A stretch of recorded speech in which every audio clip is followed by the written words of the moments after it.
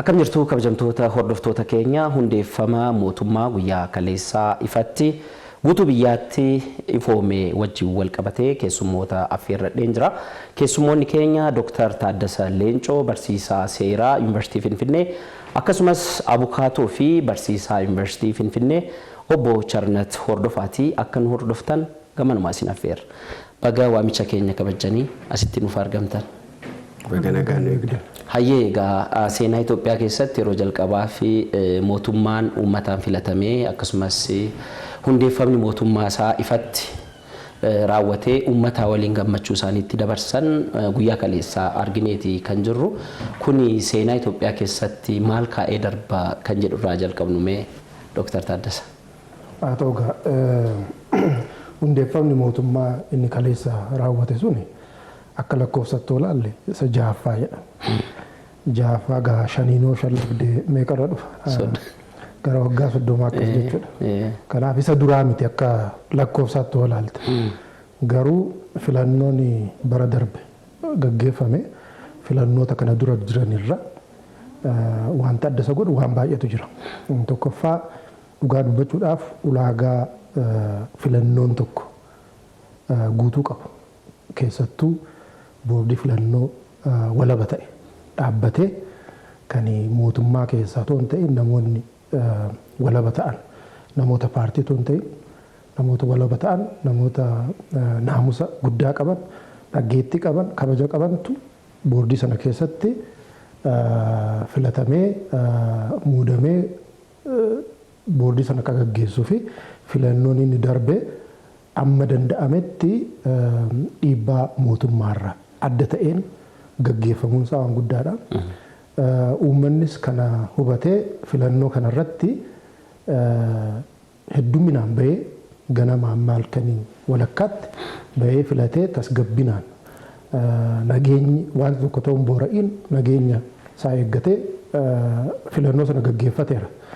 Kunis maa inni dheebuun uummanni Itoophiyaa akka jirutti sabaaf sablamnoon hundi dheebuu dimookiraasiidhaaf filannoo walaba ta'eef qaban bara dheeraa kan lakkoofsise ta'uusaa waan agarsiisudha.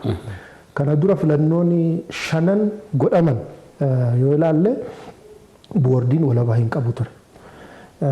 Paartileenis akka barbaadanitti bakka adda addaatti socho'anii filatamuu hin danda'an ture.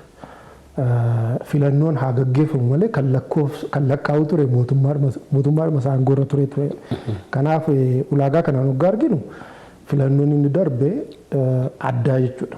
Jaafa haa ta'u malee akka seenaa biyyattiittu filannoo waan ulaagolee adda addaatiin olaaltee filannoo madaalli guddaa kaasu fi mootummaan haaraan akka uumame agarsiisa. Kan biraa biyyi Itoophiyaa kuni filannoo jaaffaa haa jedhamu ammas waggoota 3 kana darbanii cawumsa keessa turte.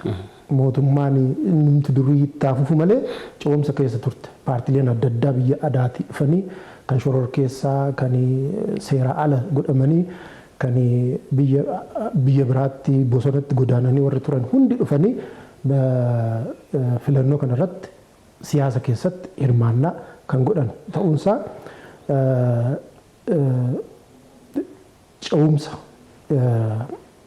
biyyattiin waggaa 3 darbe kana keessa kan ittiin goolamne jechuudha. Kana waggaa laallu wanti filannoo nama mootummaan dhaabbate dhuguma mootummaa isa durii irraa immoo warri nuti keessa jiranis kan durii keessa warri jiranis jiru akka mootummaatti garuu mootummaa haaraa kan ta'e dimookiraasii kan itti barachuudhaaf amma gartee miila tokko miila lamaan dhaabbanne wanta dimookiraasii dubbachuudhaaf biyya kana keessatti wanta afaan guuttannee dubbachuu dandeenyu irra geenye irra jechuudha. Kun jalqaba hanqina hin qabu, hir'ina hin qabu, qaawwa hin qabu jechuu miti. Dimookiraasiin qaawwa qabaachuutti beekama biyyuma guguddatanitti jechuudha. Kanaaf mootummaa haaraa dhaabbate kana miira guddaadhaan dhaabbachuun Itoophiyaadhaaf cawumsa dimookiraasii isa guddaadha jedhee yaada.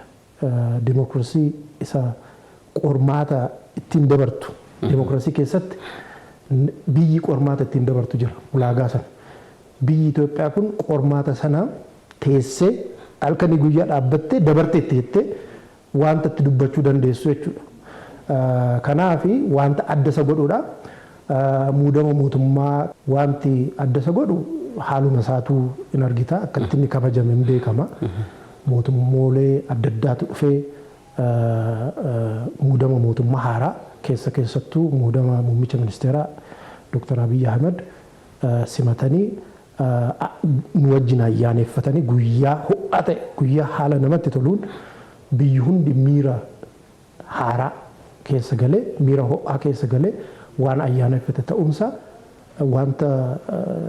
wanta seenaa Itoophiyaa keessatti seenaa dimokiraasiin Itoophiyaan qabdu dimokiraasiin Itoophiyaan qabdu dhalchiteen beektu Itoophiyaan dimokiraasii jedhamu sana dimokiraasii shootalaayii biyya akkas jedhamtudha kan jechuun maal jechuudha shootalaayii jechuun afaan Oromootiin gatachuu jechuudha maqaan tiniidha dimokiraasiin dhalchitu biyyi kun kan jedhamu yeroo baay'ee mootummoota abbaa irreetu biyya kanarratti dagaagee nurratti intini bara dheeraadhaaf nurratti ture biyya kana jaa ta'eef seenaa biyyattii kana keessatti Itoophiyaan mucaa dimokiraasii jedhamu kana dhalchite guddisuu akka dandeessu amma jalqabdeettu jechuudha. Karaa isaa jalqabde malee dimokiraasiin adeemsa bara dheeraa fudhata garuu mucaan dhalachuu akka danda'u immoo argameera jechuudha.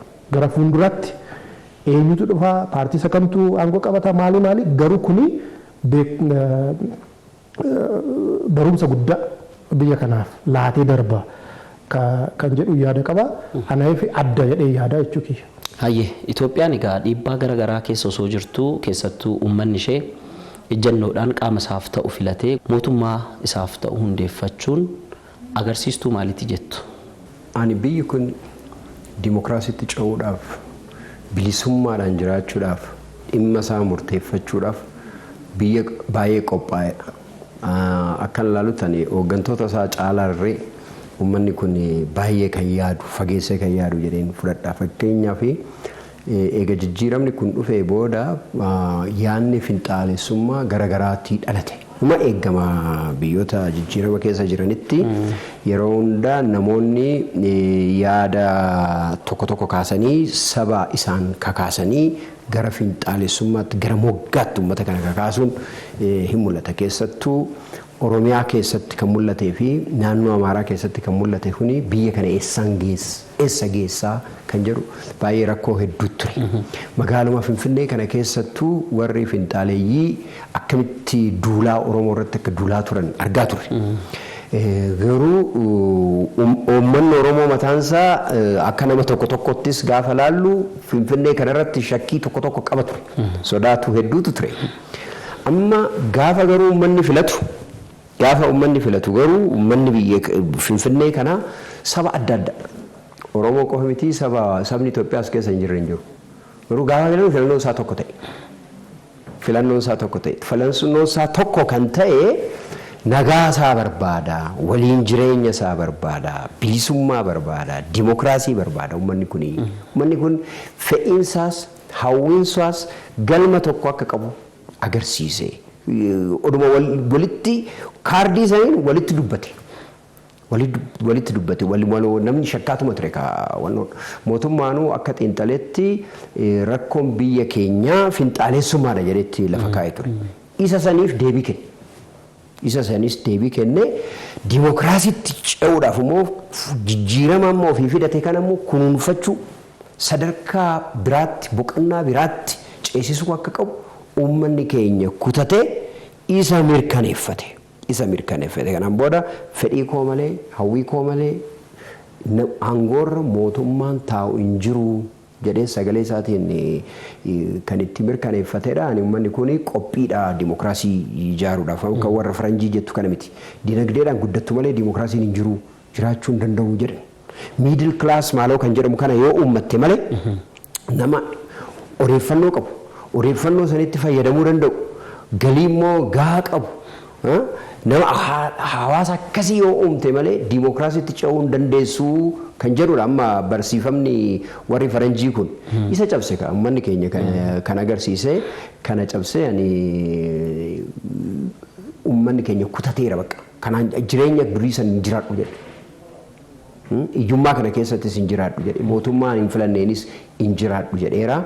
olaantummaan seeraas na barbaachisaa mootummaa iftoominaa fi itti gaafatamummaa qabu buluu qabaa jedhee kana murteeffateera rakkoo siyaasaa qabu hiikkachuudhaaf murteeffate bakka sagalee isaatiin murteeffateera nagaan filannoon booda arginu kunis kana mirkaneessa.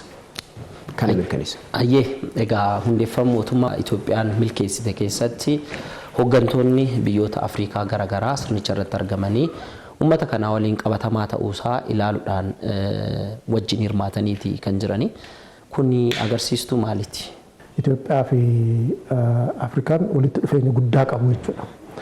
Karaa biraatiin karaa akkuma isin jedhee egaa biyyoonni Afrikaa bara 19 fi irra caalaan isaanii bara 1960 irratti egaa walaba ba'anii koloneeffataa Ingiliiz, Firaans, Itilii biyyoota adda addaa irraa Poorchugal, Speen biyyoota adda addaa irraa waggaa walaba ba'anii mataa isaanii waggaa danda'anii biyya dhaabbatanii gamtaa ofii waggaa ijaarratanii Itoophiyaatu kan gamtaa Afrikaa kana African Union yookiin Organization of African Union isa durii maqaa isaa jechuudha hundeessuudhaan Finfinneetti dhaabbatee jechuudha bara 1963 akka lakkoofsa Awurooppaatti Finfinneetti kan dhaabbatee fi mallattoo Itoophiyaan Afrikaa irratti qabdurraa kan Finfinneen magaalaa guddittii Afrikaati. It's the political capital of Africa. Magaalaa guddittii siyaasa Afrikaa ti jedhamtee Finfinneen kan filatamteefis kanaaf jechuudha.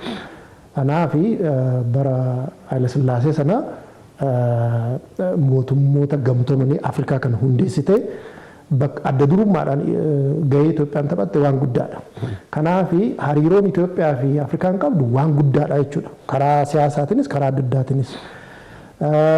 Karaa biraatiin Itoophiyaan immoo Afrikaa keessaa yoo fudhannee karaa baay'ina ummataatiin lammaffaadha Naajeeriyaatti taate. Kanaaf population wise ummata guddaadha. Itoophiyaan karaadhuma dinagdeedhaan soo GDPdhaan gara 5ffaa 6ffaa irra jirti. Biyya guddoodha jechuudha. Kanaaf akka natti fakkaatutti gaanii mootummaa keessa hin jiru garuu mootummaanis hariiroo Afrikaanota wajjiniin ayyaana guddaa kana kabajachuu qabna. Dimookiraasiin Afrikaanonni mataa isaaniitiin hundeessan dimookiraasii biyya alaa dhufu otoo hin ta'in biyya alaatii bitamee dhufu otoo hin ta'in dimookiraasii warri humna Afrikaa uummanni humna Afrikaa kun barbaade sirna dimookiraasii dhaabbachuudhaa fi ayyaana guddaa Itoophiyaan qabdu kanarratti karaa mootummaatiin kanarratti mootummoonni Afrikaa guguddoon kanarratti hirmaachuu qabu kan jedhu irratti mootummoota guguddootu hirmaate jechuudha. Tokkoffaa Naajeeriyaadha. Naajeeriyaan lakkoofsa biyyaanis lakkoofsa namaanis tokkoffaadha Afrikaa keessaa dinagdeedhaanis tokkoffaadha. Ka GDP gross GDP jechuudha. Kan biraa biyyi guddoon Senegaalis maakisaan dhufaniiru. Biyyi guddoon inni kaan uummata guddoo uummata baay'ee kan qabu Democratic Republic of Congo jirti. Isaan immoo Prime Minister isaanii erganiiru. Pirezidaantiin isaanii hin dhufne garuu Prime Minister isaanii erganiiru. Akkuma beekamu immoo pirezidaantiin DRC immoo hoogganaasa African Union Chairman kan isaaniiti jechuudha. Kan biraa immoo biyyoota ollaa keenya jiran irra caalaan isaanii ayyaana kanarratti hirmaataniiru. Keeniyaan hirmaattetti Keeniyaan ollaa keenya guddoodha. Soomaaliyaan hirmaattetti, Jibuutiin hirmaattetti, Sudaan kibbaa hirmaattetti, Eertiraanis immoo erganiiru. Eertiraanis nutti baay'ee dhiyoodha. Yugaandaan immoo garasiin jirti. Kana hunda waggaa argitu biyyoota guguddootu as dhufee baga gammaddanii baga mootummaa keessan dimokiraatawaa ta'een sirna dimokiraatawaa ta'een filannoo dimokiraatawaa ta'een baga gammaddan jedhanii gammachuu keenya wajjin hirmaachuun isaanii faayidaa guddaa qaba kan jedhuun yaada qaba. Itoophiyaanis immoo xiyyeeffannoon ishii Afrikaa kana tokkummaa Afrikaa kana cimsuu irratti akka xiyyeeffachaa jirtu. Maaliif wanti Itoophiyaatti ta'e gara Afrikaattis ni ta'a. Dimookiraasiin Itoophiyaa keessatti ta'u kuni dimookiraasii biyyoota Afrikaa keessa jiran hunda babal'isuudhaafis gaariidha. Maaliif Itoophiyaa is a gateway to Africa. akkuma Itoophiyaan balbala Afrikaa ta'e karaa bahaa kanaan irra caalaattu karaa hundaanuu Itoophiyaan dhageeffatamuu qaburraa kan ta'e Itoophiyaan tini guddaa faayidaa qaba jedhee yaadan kiyyaati jechuudha. Afrikaanonnis kana yaadanii dhufanii ayyaana guddaa kana muummicha ministeeraa Itoophiyaa wajjiniin gammachuu guddaa agarsiisanii asitti hirmaachuun isaa faayidaa guddaa qaba kan jedhu yaada qaban. Ayyee obbo Charanan keessattuu pirezidaantota yaada isaanii ibsatan keessaa pirezidaantiin Jibuutii Omar Gileen wanti isaan kaasan nuti uummata tokko uummata wal bira dhaabbachuu qabnu jechuutiin yaada isaanii kaasanii Itoophiyaan haadha isheetti qoosuus hin qabnu yaadama jedhus kallattii agarsiisuun kaasaniiti jiru. Isaan alatti uummata Itoophiyaa maraan baga ayyaana bara haaraa fi irreechaatiin isin geellee jechuutiin ergaa isaanii afaan Amaariffaatiin illee dabalanii dhaamaniiti jiru. Ergaan isaanii kun hiikoo maalii qaba? Keessattuu siyaasa gaanfa Afrikaa kana faana wal qabatee amma deemaa jiru hiikoo maalii qaba? Mootummoonni Afrikaa kun amma mootummaan pirezidaantiin Jibuutii kan dubbatan kun uummanni kun uummata tokko. Uummanni Jibuutii keessattuu uummata Itoophiyaa keessa jirutu achi jira. Affaartu achi jira. Oromoota achi jira. Somaaleeta achi jira. Uummanni kun tokkuma. Isaan hunduu dhalatanii kan guddatan Dirreedawaa akka ta'etti kan dubbatamaa jiru. Kanaaf naannoon kun uummata tokko ta'ee wal nyaachaa kan ture kan hambisanii nagaa naannoo kanatti uumanii wal tumsuu kaayyoo galma godhatanii naannoo kana akka badhaan akka lolaan odoo ta'in nageenyaan iyyummaan odoo ta'in badhaadhinaan akka beekamu keessattuu fakkeenyaaf pirezidaantiin Sumaalee kana jedhan gaanfa kana hin jijjiirra seenaasaa jedhan hin jijjiirra seenaasaa jedhan. Tokko dhiibbaan biyya kanarrattis dhufaa jiru gaafa kanarratti muummichi ministeeraa keenya walitti dhufeenya naannoo kana naannoo nagaa gochuudhaaf tattaaffii isaan godhan kanarratti hin jaalatamne. Kanatu hin jaalatamne warri dhiyaa biyya keenya irratti dhiibbaa guddaa gochaa jira jechuudha. Amma ergaan isaan dabarsan tokkummaan dhaabbannaa gaanfi kuni tokkodha. Warri dhiyaa kan jechaa turan Eertiraa, Itoophiyaa fi Somaaleetu walitti dhiyaatee the greater horn ijaaraa jiru jedhu. Amma isaan immoo akkatti makaman kanatti akka makamanii biyya gaanfa kan akka Itoophiyaa wajjin ta'anii akka ijaaran I think yaada isaanii kan ibsatan natti fakkaata. Yaada isaanii kan ibsatan natti fakkaata. Kanaaf naannoon kun tasgabbaa'uudhaaf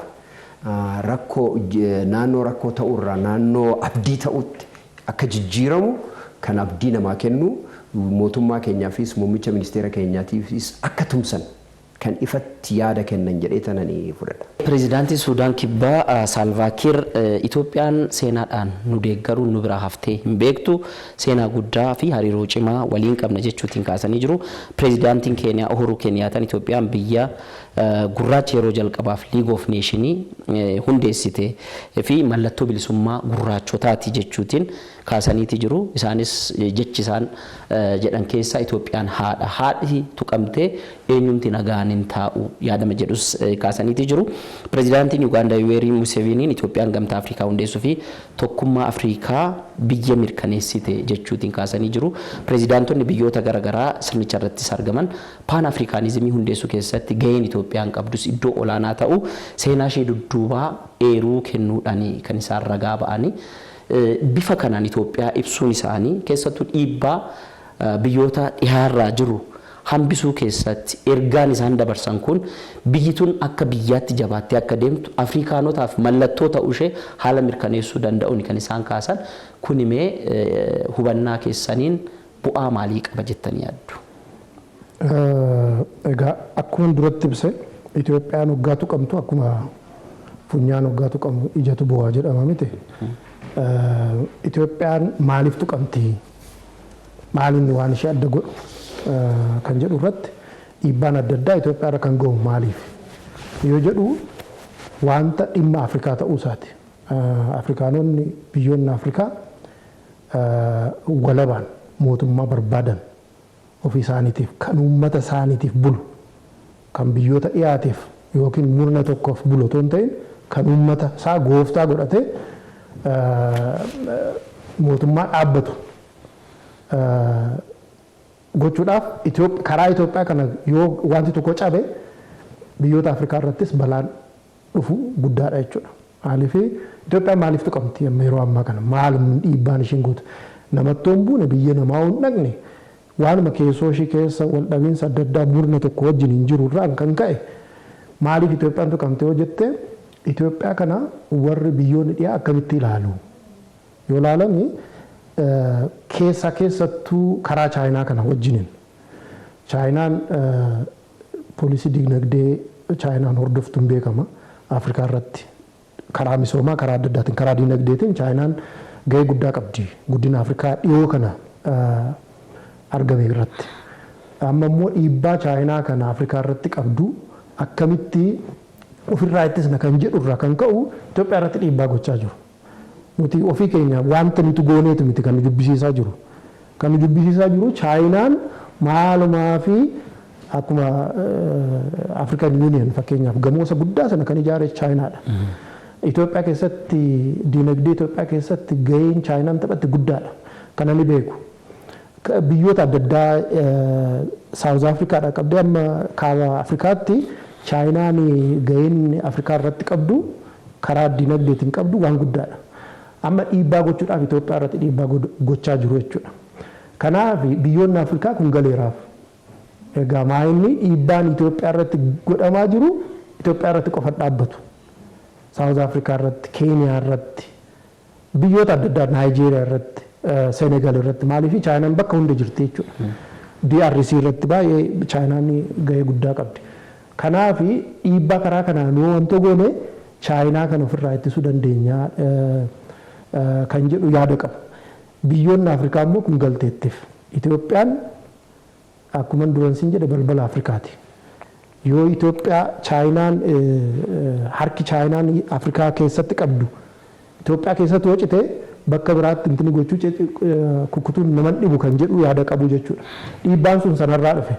Kanaaf kan dhufanii ayyaana muudama mootummaa kana irratti hirmaatanii baga gammaddan si wajjin gammanne roggaa jedhani tokkummaa isaanii tokkummaa hariiroo qabanii Itoophiyaadhaaf agarsiisuu isaaniiti. Tokkummaan Afrikaa Itoophiyaa irratti ni mirkanaawaa waan jedhu sana agarsiisuu isaaniiti. Kana mirkaneessuuf dhufanii jechuudha. Haadha keenyas kan jedhanii dhimma koloneeffataa dhimma Pan Africanizimii wajjin kan wal qabsiisaniif Itoophiyaan tuqamnaan nutis tuqamneerra. Itoophiyaan funyaan keenya nuti immoo ijaa jechuudha akka qaamaatti fudhattee jechuudha. Kanaaf dhiibbaa sanaa Itoophiyaan akka dandamattu Itoophiyaan kophaa ishee akka hin taane Itoophiyaan immoo kophaatti fo'anii akka balaa adda addaa irra geessisuu akka hin dandeenye murnoonni adda addaa dhaabbileen adda addaa kophaatti fo'anii akkuma bineensi waggaa adamsu kophaatti fo'eetu ishii tokko nyaata miti. Akka kophaatti fo'amnee hin nyaatamnee fi biyyoonni Afrikaa akka jirutti tokko ta'uu qabna. Itoophiyaa irraa immoo kana jalqabuu qabna. Itoophiyaan amma fakkeenya guddaa ta'aa jirti karaa dimookiraasiitiin. Hir'inni guddaan Itoophiyaan Afrikaa keessatti qabdi. Afrikaa yuuniyeenii irratti kan qabdu maa inni biyyoonni akka Gaanaa, kan akka Senegaal, kan akka South Afrikaa nu dursanii dimookiraasii dhugamsaniiru. Jechuun paartileen mormitootaa maalis yoo ta'anii filannoo walaba ta'een gaggeessanii Itoophiyaa dursanii dimookiraasii mootummaa uummataaf bulu uummataniiru dhaabbataniiru jechuudha. Itoophiyaan kanatti duubatti hafteetti. Amma kaleessa kan mul'ate maa inni Itoophiyaanis biyyoota dimookiraasii garee dimookiraasiitti warra dabalaman dhugaatti dubbachuudhaaf jechuudha. Akkuma isin jedhe filannoon yeroo jaamoo yeroo torba godhameera inni gatii keessan galu. Amma filannoo kanaan kan argine maa inni mootummaan dimookiraatawaa ta'ee dhaabbachuu akka danda'u Itoophiyaa keessatti mootummaan immoo uummataaf kan bulu ta'u. Mootummaan biyyoota alaatiif buloota hin ta'in mootummaa uummataaf bulu. Uummata gooftaa godhatu jiraachuu isaa kan agarsiisudha. Kun egaa tokkummaa isaanii dhugoomsuudhaaf si wajjin jirraa gammachuu keessanis gadda keessas si wajjin jirraa nageenyi biyya keessan keessatti yeroo amma dhabame kunis akka dafee furamu gaafatan irra caalan isaaniiti. Kanaaf maa'inni yaaddoo qabanis agarsiisaniiru abdii immoo egeree Itoophiyaa kanas immoo agarsiisaniiru jechuudha. Kan kaleessa kan agarsiisan kanatti natti mul'ata. Itoophiyaanis immoo biyyoota kana maaliif affeertee koottaa ayyaana kanarratti naa hirmaadha hoggaa jettu mallattoo guddaadha Afrikaadhaaf. Nuti waliin jiraachuu qabna, tokko ta'uu qabna. Yoo tokko ta'uu baanne qaa wayiitu nu galee karaa sanaan immoo nu cabsanii akkuma bara duriisa sirna garbummaa fi koloneeffataa akkasitti Afrikaa cabsanii ammas immoo akka fedhanitti Afrikaan dirree hokkaraa, dirree jeequmsa taati kan jedhu wantoo qabu jechuudha. Kanaaf Afrikaanonni waan galeef natti fakkaata. Itoophiyaanis immoo isaan affeeruun sirriidha jedhee yaadan. Beektonni Afrikaa hedduun biyyoonni Afrikaa hedduun Itoophiyaa laallatu. Amma Afrikaan tuni garadoo guddaa keessa jirti. Qabeenyi ishiin saamamaa warra dhihaa kanatu itti badhaadhe. Warrumti dhihaa kun maaltu jedhamee lola addunyaa lammaffaa booda warri Ameerikaa kun gaafa addunyaa qooddatan warri dhihaa Afrikaa kana qabatanii qabeenya isaanii lolaan barbadaa'e isaan akka isaan ofitti ijaaratan ka warra Jarman, warra Faransaay, warra Ingiliis, warri Xaaliyaan warri kun Afrikaa kana saamanii akka isaan biyya isaanii itti ijaaratan isaaniif kennite. Hanga ammaatti Ameerikaan asitti mul'attu baay'ee isaantu mul'ata, biyya kanatu mul'ata, biyya Awurooppaa kanatu mul'ata. Kanaaf maaliifuu saammatanii akka isaan achitti ofitti ijaarratan gochaa turte jechuudha. Kanaaf amma mootummoonni Afrikaa hedduun kana jalaa bahuudhaaf gaafa tattaaffatan yeroo hunda kan mootummaa fonqolchu warra dhiyaa kana kan hooggantoota biyyaa ajjeesu warra dhiyaa kana rakkoo hedduu kan gochaa jiru warra dhiyaa kana. Bulchiinsi warri biyya Afrikaa qabu kunis immoo hambaa warra maali jedhama kolonii kana. Warra kolonii kana isaan kan dhiisee isaan deemanii biyyi kun Afrikaan kun kan bulaa jiru. Kanaaf waan hamaa keessa jira. Kana biyya kana bilisa baasuun Afrikaa bilisa baasuun biyya tokko bilisa baasuu miti. Afrikaan akka jirutti bilisa bahuu qaba. Fakkeenyaaf amma kan Nkrumah kan jedhee amma United States of Africa ijaaruu qabnaa jedhe. Booda tokko turru in ta'uu jedhee dubbataa ture. Isa falmanii inni milkoofne. Asumatti baha Afrikaa kanatti akka Keeniyaa, Ugaandaa, Rwaandaa, maaloo Taanzaaniyaa, maaloo kan jedhan kuni akka biyya tokkotti turan. Isaan kana addaan diige warruma dhiyaa kana. Amma hooggantoonni amma dhufan kuni sirriitti hubataniiru shira warra dhiyaa kana. Afrikaan wal bira dhaabbachuu qaba. Kana kan qolachuu danda'u wal bira dhaabbateeti. Tokkoon sakalanii, tokkoon kuffisanii diigaa turan. Kana jalaa tokko bahuudhaaf biyyi keenyaaf mootummaan keenyas kanarratti sirriitti ilaalchatti godhee muummichi ministeeras biyyoota irra deemanii kan mari'atanis natti fakkaata. Dhufaatiin hooggantootaas gaafa laallu hooggantoota ciccimoo dhufe. Dhiyaa Afrikaa irraa warri dhufan. warra Afrikaa gaggeessantu dhufe. Kanaafi Itoophiyaan amma laalamaa jirti. Biyya Afrikaa akka abdiitti ilaala. Mootummaan uummataan hundaa'e kun maaliif dursa kennee maalirratti xiyyeeffatee hojjechuu qaba jettu ergaa ministeerri muummicha Itoophiyaa Dr. Abiy Ahmed waltajjicha irratti ibsanii dabalatee jechuudha. Biyyi keenya rakkoo hedduu qabdi. Garuu rakkoo keenya hiikachuudhaaf karaarra bu'aa jirraan jedhan. Maali uummanni keenya abbaa aangoo ta'uu jalqabeera. Sagalee isaatiin mootummaa ijaarrateera. Kuni tarkaanfii cimaadha. Kanaaf amma mootummaan kuni maal gochuu qabaa? Cawumsa kana sirriitti milkeessuu qaba. Cawumsa amma diimokiraasii kana jalqabni hidda godhachuu qaba diimokiraasiin kun. Hidda godhachuuf immoo maaltu barbaachisaa? Caasaaleedhaan caasaa bilisa ta'e dandeettii qabuun dandeettii raawwii qabuun uummata tajaajiluun utubuu qaba jechuudha jijjiirama kana. Caasaaleen keenya kan nageenyaas, kan diimokiraasiis, kan dinagdees hundi isaaniitu cimatanii ciccimanii jabaatanii bilisa ta'anii ijaaramuu qabu jechuudha. Kanatti galuu qabna amma kanatti galuu qabna. Amma kun waan waliigalaati.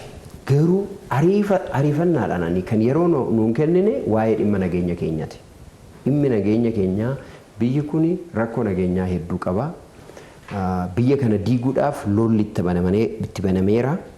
Uummanni immoo dararamaa jira jetti iddoo lolaa dirree lolaatti jechuudha. Kana dafnee keessaa ba'uu qabna. Maaliifuu kana keessaa yoo baanne qabeenya inqisaasa lolli kun nama sin fixa, nama sin nuffisiisa. Uummataas jiru sin nuffisiisa, waraana achi jiru sin nuffisiisa. Dhiibbaa alaa immoo nutti jabeessa. Aguma lafarraa harkifate dhiibbaa alaas nutti jabeessa. Kanaaf dafnee waan qabnuun hundi keenyaa wal tubnee kana keessaa ba'uun hojii jalqabaa. Nageenya keenya yoo fidachuu baanne waan biraa hojjechuun baay'ee nu dhiba waan ta'eef kanarratti xiyyeeffateet hin hojjeta jedhee yaada. Mootummaanis ibsateera kana tokko. Lammaffaa immoo uummanni keenya baay'ee amma gidiraa shiraa dinagdeetiin godhamuuf amma lollachi goonu achitti goonu murna xiqqootu biyya kana tootee akka korporeeshinitti biyya kana xuuxaa jira. Qabeenya biyya kanaa saamee qabatee dinagdees sirriitti qabatee waan barbaade godha. Doolaara yeroo tokko guyyaa tokkoon meeqa akka geessan yaadanna. Sibiila gabaarraa akka dhabsiisan yaadanna. Simintoo akkamitti waan isaan dalaganuu shirdi dinagdee jira. Garuu immoo biyyi immoo rakkoo oomishuus immoo hin qabna. Oomisha gahaa oomishaas hin jiru. Addunyaanis koovid wajjin wal qabatee rakkoo qaba. Oomishni addunyaa gadi hir'ateera. Kanaaf rakkoo wal xaxaas waan jiruuf uummanni keenya rakkoo kanaan baay'ee rakkachuu waan hin qabneef akkuma muummichi ministeeraa jedhan jalqabbii amma jalqabame kana uummata wajjin tumsee kanaaf falatti gochuu qaba jechuudha. Falatti gochuu qaba. Jireenya namni nyaatee dhugee buluu qaba. Namni kanaan rakkachuu qabu. Kanarratti xiyyeeffatee hojii tokkoffaa godhatee kanarratti hojjechuu kan qabu natti fakkaata. Kana immoo lamaanuu milkeessuuf wanta biraa wanta dinagdee keenya irrattis waan hundaa keenya milkeessuudhaafanii waan guddaan tokko kan jiru bulchiinsi mootummaa kun akka jirutti jijjiiramuu qaba. Amma sirni bulchiinsa mootummaa kana akka jirutti jijjiiramuu qaba. Yaada kanaan, hujmaata kanaan, ilaalcha kanaan, dandeettii kanaan, naamusa kanaan, dhibaa'ummaa kanaan eessayyuu hin geenyu. Amma biyyi hunduu kan guddate civil service cimaa waan qabuuf chaayinaan amma dimokiraatawaa miti biyyi jedhamti miti garuu sirna civil service sirna bulchiinsa mootummaa cimaa waan qabduuf badhaata. Kooriyaan kanaan biyyi hundi kan badhaa'e kanaan mootummaa developmental status jedhan amma mootummaa misoomaa kan jedhan kuni waan guddaan inni hojjetu bulchiinsa mootummaa fooyyessuudha. Kanaaf ani bulchiinsi mootummaa kuni hattummaa keessaa bakka hattummaadhaan gargar ba'uu qaba. Manni keenya bakka dhiigni isaa xuuxamuu qabu hattummaa garmalee jira gara kutteenya cimaa mootummaan agarsiisuu qaba. Abbaa barbaadaa ta'uu hoogganaa barbaadaa ta'uu yoo kanaan deemne muummichi ministeeraa jedhaniiru kun hattummaan rakkoo nageenya biyya kanaatti itti ilaallaa jedhaniiru. Kanaaf waan fakkeenya ta'u eegna jechuudha. Uummanni kun kana eegaa isaanirraa waan fakkeenya ta'u warra hattuu kana qabatanii deemuun hin ta'u. Itti gaafatamummaan sirriitti mirkanaa'uu qaba. Iftoominni dhufuu qaba jechuudha. Achi keessatti immoo warra uummata isaanii tajaajiluu barbaadan warra fedhii qaban uummataaf hojjechuu barbaadantu galuu qaba. Warri kunis warra dandeettii qabu, warra naamusa qabu, warra kaka'umsa qabu ta'uu qaba. Warri kana eegalchine booda ilaalcha isaas, ijaarsa isaas, yaadama isaas yoo jijjiirre warra kanatti kabaja gochuu qabna jechuudha. Kabajamuu qabu warra achi keessatti warra uummata tajaajiluudhaaf deemanii hojjetan kabajatti gochuu qabna. Yoo balleessan immoo itti gaafatamummaa qabaachuu qabu. Kun hiikaa guddaa qaba. Maal jechuudha? Yoo bulchiinsi mootummaa cimaan hin ijaaramne karoorri mootummaan raawwatamu jechuudha. Karoora gaarii argachuun hin danda'amu. Warra kanatti karoorsa. Warra kanatti hojiirra oolcha. Kanaaf wanti hojiirra oolu hin jiru jechuudha. investorri dhufee warri dhuunfaan hojjetu kunis warra kanaan yoo tajaajila argate malee deeggarsa argate malee hojiitti bobba'uu oomishuu hin danda'u. Oomishtummaan biyyaa hin diigama jechuudha. Kanaaf caasaa kana siyaasarraayis, hattummaarraayis, dhibaa'ummaarraayis, dandeettii dhabuurraayis bilisa baasuudhaaf hojiin amma jalqabamuu qaba. Yoo jalqabuu baate duubatti amma diimokiraasii jennee filannoo hin jenne kuni duubatti deebi'a. Homaa wanti hiika biraan qabu duubatti deebi'a. Kanaaf akka duubatti hin deebine kutannoon mootummaan kutannoon siyaasaa agarsiisuu qabu. Kanarratti agarsiisuu qaba. Ifatti immoo muummichi ministeera dubbataniiru kana hojiidhaan jalqabamee arguu qabna. Qobaasaa mootummaan waan kana milkeessuu hin dandeenyeef wannoo uummata sirriitti kakaasuu qaba. Uummanni sirriitti ijaaramee bifa adda addaatiin ijaaramee mootummaa faana ta'ee kana dhugoomsuudhaaf hojjechuu qaba. Maaliifan kana jedhaa amma yeroo baay'ee caasaa ijaarra bilisa ta'ee ijaarra jirra. Nama achi gooneef hin ta'u. Maaliifuu neetworkiin akka caasaan sun hin hojjenne gochuu barbaadu jira. Isaanuu dubbataniiru. Neetworkiin jira. Biyyi kun garuu xiqqoodhaan waan qabameef murtiin mootummaan murteessu karoorri mootummaan baasu akka hin raawwanne warri godhan jiru. Mootummaa keessatti jiru isaan wannoon isaanii jira jechuudha. Hiddi isaanii jira. Ala ta'aniit nu danqu. Ala ta'aniit akka duubatti nu deebisu. Ala ta'aniit lolatti nu geessu. Ala ta'aniit shiratti kana fidu. Kanaaf isaan kanarratti olaantummaa argachuudhaaf murtiin mootummaa yaadni mootummaa akka hojiirra oolu yoo barbaadame caasaaleen mootummaa akka bilisa ba'an yoo kan barbaadamu ta'e kutannoon siyaasaa fi kaka'umsi uummataa duulli uummataa baay'ee barbaachisaadha. Waggaan 5 yoo laaltu waggaa dheeraa fakkaata. Waggaan 5 boru. Kanaaf wanti hunduu ariifachiisaan muddamaa wanti godhamu waan baay'eetu jira jechuudha. Maaliif dhimma baay'eetu muddamaan mootummaa kana eegaa jira. Dhimma yeroo baay'ee kuufame. Dhimma yeroo baay'ee kuufamee rakkoo biyya kanaa xaxaa biyya kanaa ta'ee kan jiru waan baay'eetu jira. Inni tokko mootummaan kun kan jalqabe kan immoo akka inni lafa qabatu akka inni hundee godhatu kan gochuu qabu ijaarsa dimookiraasiiti. Ijaarsa dimookiraasii kun obsa guddaa barbaada. Qaamolee walaba ta'an dhaabuun barbaachisaadha. Qaamolee of danda'anii ga'umsa guddaas qaban. Kana dura akkuma beeknu manneen murtii fakkeenyaaf abbootiin alangaa walaban turre. Boordiin filannoo walaban turre. Ga'umsas baay'een qaban ture. Koomishiniin Human Rights Commission waan maal hojjettu kun hundi walaba warra qabanii turre. Kanaaf qaamolee kana jabeessuun baay'ee barbaachisaadha.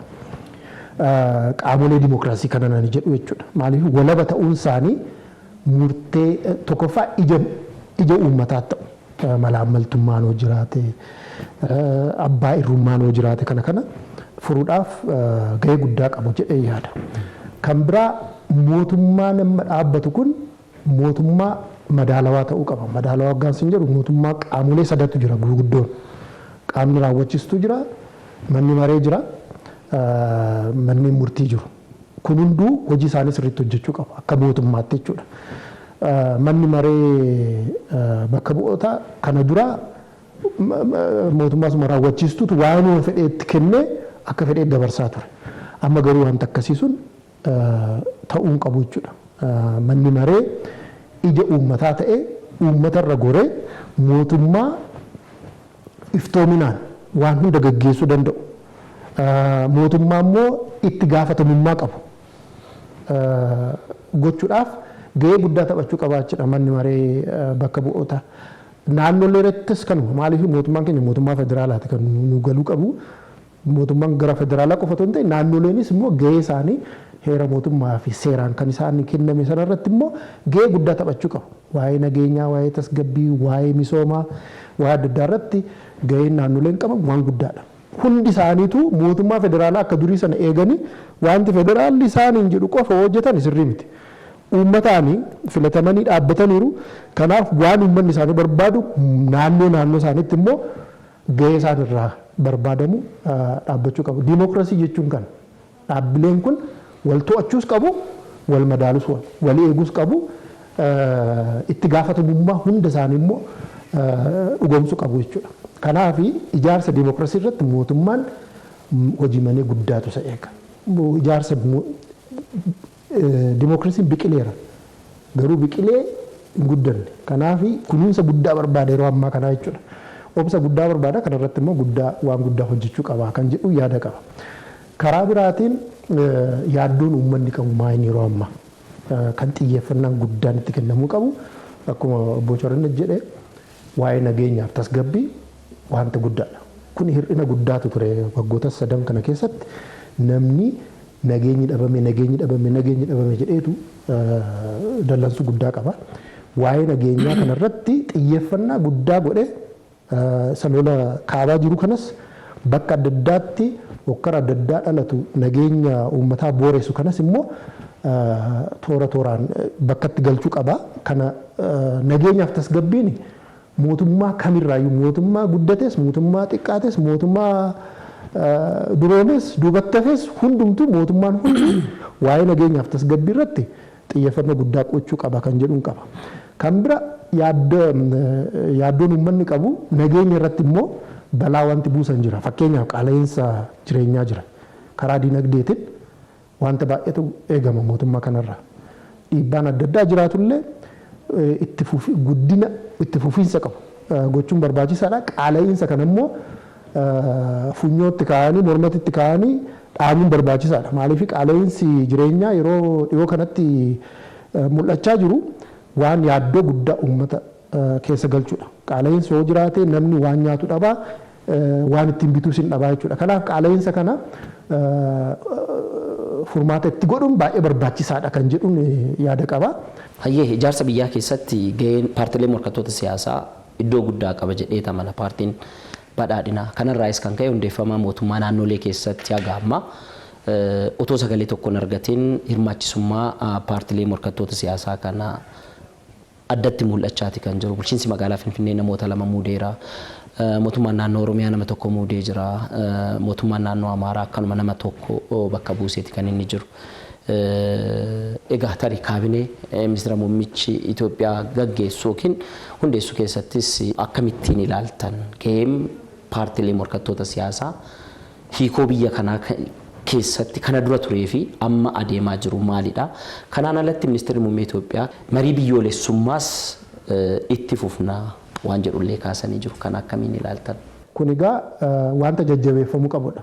Paartilee mormitootaa kana ga'umsaan isaan akkanuma hirmaataniif otoo hin ta'in namoota ga'umsa qaban, namoota naamusa qaban, namoota immoo paartilee mormitoota keessa ta'anii miira tajaajilummaadhaan paartilee mormituu ijaa taateef miira tajaajilummaa qabdaa jechuu miti. Mormuun mataa isaatiin ga'umsa miti.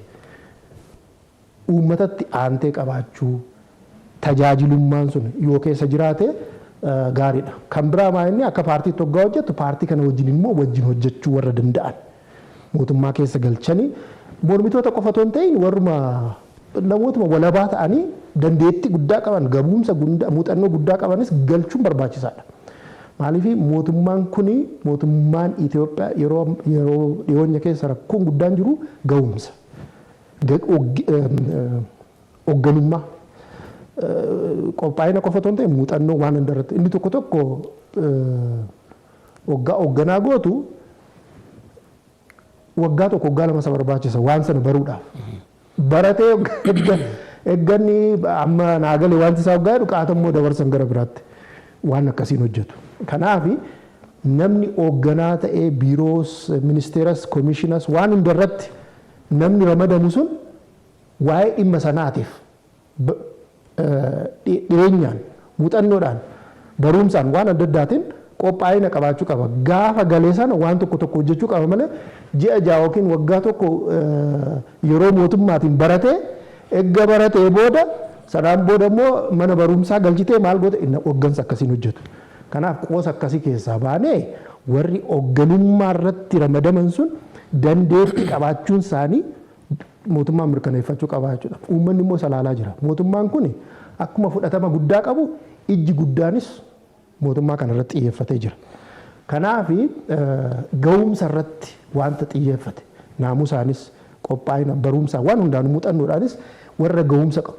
Morkataa ijaa ta'eef qofa otoo hin ta'in namni gahumsa qabu immoo bakka hundatti ramadamuu qaba.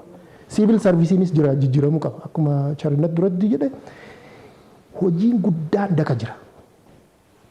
Mana muummicha ministeeraa miti hojiin guddaan kan jiru. Daka jira. Tajaajilummaa keessa karaa investimentii, karaa daldalaa, karaa industirii, karaa fayyaa, karaa barumsaa, karaa hundaanuu daka jira. Warra sanatu gahumsa qabaachuu qaba. Mariin adeemsa nama si qeequs dhaggeeffachuun gaariidha. Gurri keessa immoo akka hin duunne. Mootummaan gurri isaa warra isa qeequ bira jiraachuu qaba. Maaliif si qeequ, maaliif na qeeqanii, mudaa maaliif qaba imaammanni kuni isa kanatu deemsa isa jedhuudha mariin barbaachisaadha.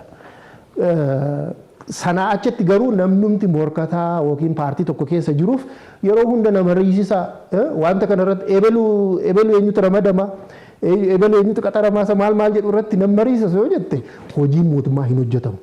Kanaaf hojii raawwachiisuu irratti ati yeroo hunda eebeluu maal jedha kan maal jedha jettee eeguun qabdu. Imaammanni kee uummata fuulduratti fudhatameera. Sanaan booda imaammata sana sirriidha jettee eeggattamamte dhugaadhumatti sirriidha jette isa raawwachiisuu qabdu malee koottaa bejjara kana mariisisna hojjettu isaan hodidan hoo eegdu koottaa bejjara sana mariisisna isaan immoo dallanan jettee hoo eegdu mootummaan akkasitti hin hojjetu. Kanaaf wanti mariin biyyaalessaa kun ammas of eeggannoodhaan itti adeemamaa qaba.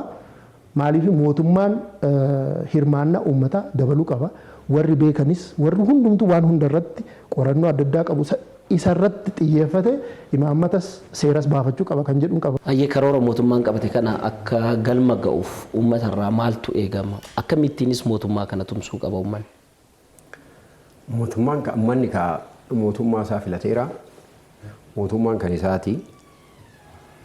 Amma filadheeraa mootummaa dhumatu raawwataa kan jedhu kana uummanni akkasitti yaaduun qabu. Fakkeenyaaf amma tumsa uummanni balaa lolaa nu qaqqabe kanaan deebii uummanni kenne kuni agam tokko akka dhiibbaa biyya alaa nurraa ittise mootummaa irraa ittise mootummaa kophaa dhaabuu barbaadan. Muummicha ministeeraa kophaatti baasuu barbaadan. Baay'ee dhaadachaa turan warri dhiyaa kun. Yeroo uummanni gaafa tumsu naannoleen dursa tumsan. Humna addaa gara dirree lolaatti gaafa geessan warri juntaa kun naannoo hunda wajjin akka wal dhaban yaadamuu jalqabe jechuudha. Lakki naannoo hunda wajjin miti uummata hunda wajjin immoo wal dhabanii diina uummata hundaatii diina biyyaatii kan jedhu immoo booda immoo uummanni gaafa hiriiru dhiibbaa guddaa fide jechuudha. Wannoon warra jara kanarratti mootummaadhaafis humna guddaa uume.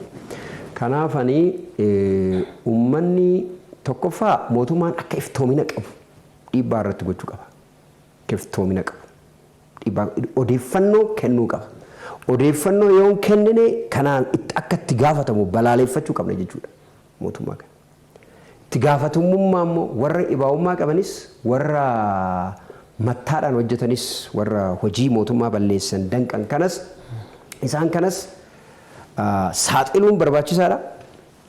Gaafa saaxilamanii mootummaan tarkaanfii fudhachuu baate mootummaa irratti dhiibbaa gochuun barbaachisaadha jechuudha. Kuni haala ijaaramaniis haala hin ijaaramnes ta'uu danda'a. Fakkeenyaaf gara civil society isa jiran kana jedhamiti gara siinis ta'uu danda'a. Iddirii isaatiinis ta'uu danda'a. Garuma ta'een dhiibbaa gochuu qaba. Itti gaafatamummaa qabaachuu qaba jechuudha mootummaan. Itti gaafatamummaa isaa kan akka bahu sirriitti dhiibbaatti gochuu qaba. Kan biraa immoo uummanni karoora mootummaan baasu isaaf jedhee uummataaf jedhee karoora mootummaan baasu jalaa dhaggeeffatee gaafii qabu gaafatee akka ibsa gahaa argatee hojii san irratti bobba'uu qaba. Fakkeenyaaf amma qonna irratti kana dalagnaa jedhamee gaafa yaanni mootummaa bira dhufu karoorri mootummaa biraa dhufu itti hirmaachuu qaba jechuudha. Dhaga'uu qaba, gaafii qabu gaafachuu qaba. Eegarratti walii galee immoo kutannoodhaan deemee hojii irratti jijjiiruu qaba jechuudha. Kanaafanii maal jechuu keewwati mootummaan caasaa gochuu qaba. Akkamitti hirmaannaa mootummaa mirkaneeffadha kan jedhu kana caasaa haaraa ijaarrachuu kan qabu natti fakkaata. Maaliifuu malaamaltummaa guddaa jira kana mootummaan ija uummataatiin yoo fayyada malee hin danda'u. Dhibaa'ummaa hedduu jira kana ija mootummaatiin uummataatiin yoo fayyadama malee hin ta'u. Raawwii irratti rakkoo jira deeggarsa uummataa yoo argate malee hin ta'u. Kanaaf caasaa kana uummata hirmaannaa uummataa irratti hojjetu kan isa barbaachisu natti fakkaata. Kan isa barbaachisu natti fakkaata. Uummanni keenya immoo galee taa'uu miti. Galee taa'uu miti. Mootummaan kun rakkoo hedduu ni rakkoo hedduu kan hiiku hundoos ani uummata natti fakkaata. Caalmaattuu kan rakkoo hedduu nurraa hiikuu danda'u mootummaan hooggansa kennaa garuu uummanni keenya yoo hirmaate sirriitti haalaan yoo hirmaate yoo wal ijaare wal jabeessee yoo dame odeeffannoon taaneen jechuudha odeeffannoo diinatiin walii gadi yoo burjaaja'uu dhiisee mootummaa isaatii jala hiriiree yoo deeme rakkoo keenya baay'ee hiikuun hin danda'ama. Abukaatuu fi barsiisaa seeraa Yuunivarsiitii Finfinnee Charnet Hordofaa akkasumas Dr. Taaddasaa Leencoo barsiisaa barnoota seeraa Yuunivarsiitii Finfinnee asitti argamtanii hundeeffama mootummaa wajjin waan wal qabatuu fi waan mootummaanis gochuu qabu waan uummannis tumsuu qabu nuu kaasuu keessaniif maqaa hordoftoota OBN'n guddisnee isin galateeffanna. Carraa nuu kennameef galatooma. Ulfaadhaa. Kabajamtoota hordoftoota keenya dhimma hundeeffama mootummaa ilaalchisuutiin akka nuuf xiinxalan hayyoota Yuunivarsiitii Finfinnee affeerree kan agaammaatti hordofaa turtan fakkaata. Waan nu faana taataniif galanni keenya guddaadha. Qophiilee OBN kanneen tufan waliin turtii gaarii isiniif hawwina.